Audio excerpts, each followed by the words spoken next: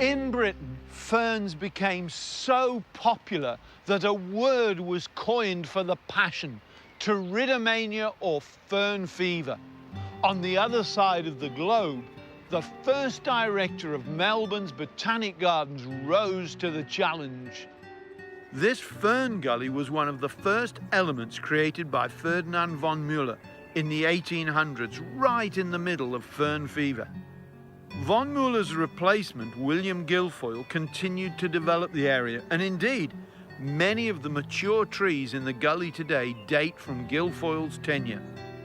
Unfortunately, a combination of overplanting, a long drought, and a colony of destructive flying foxes meant that much of the gully had to be closed to the public. Landscape architect Andrew Laidlaw is responsible for most of the Royal Botanic Gardens redevelopments over the last 10 years, and the Fern Gully has been no exception. Sure, it is always challenging working in an old historic garden, in the Melbourne Botanic Gardens, of course, and our greatest challenge here was to provide full accessibility for everybody, but not compromise tree health. And tree health in this environment is really important to us. I understand that this has been put down to protect tree roots, to make sure that as people move through here, you don't get compaction of the soil. Absolutely. It also has the capacity to be lifted at times. So if after another 15 years we've got ficus roots which are causing a problem, we can actually unbolt it and lift it up.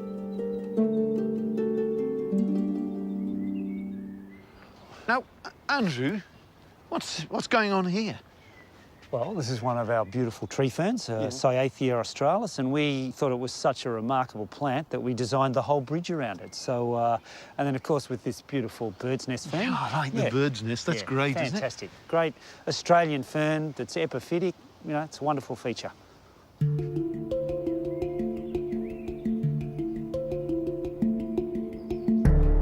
This is one of our most unique ficus because it supports a whole lot of epiphytic plants.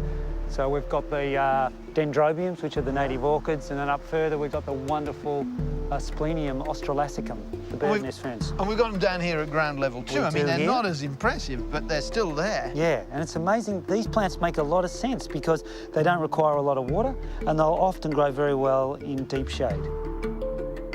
One of the best things about this garden is its wealth of plants that deal with one of any gardener's toughest conditions, dry shade.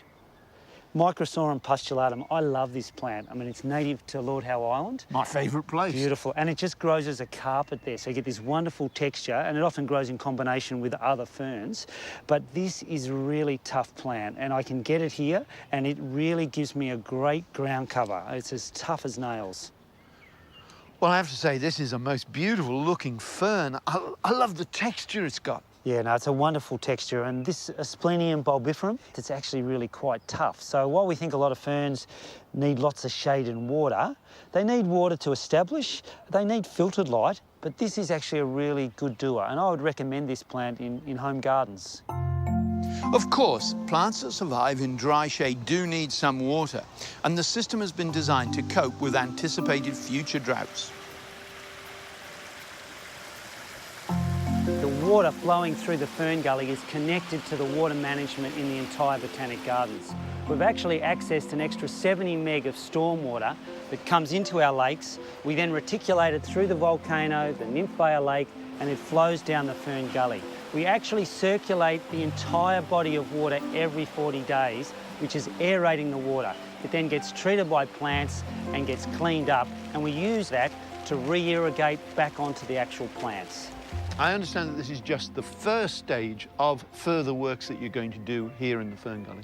That's true. We have 3 stages, and so this is stage 1. Stage 2 is actually about renovating the Fern Gully Rest House, which is an old folly that sits within the gardens. And stage 3, which I am really genuinely very excited about, is where we're going to create a series of offline gardens.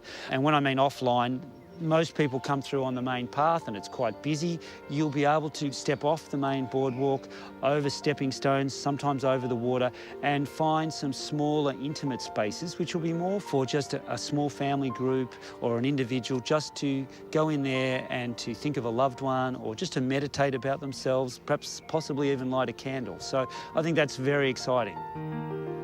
The reinvigorated Fern Gully certainly looks magnificent so far, and like all gardens, it will only get better with age.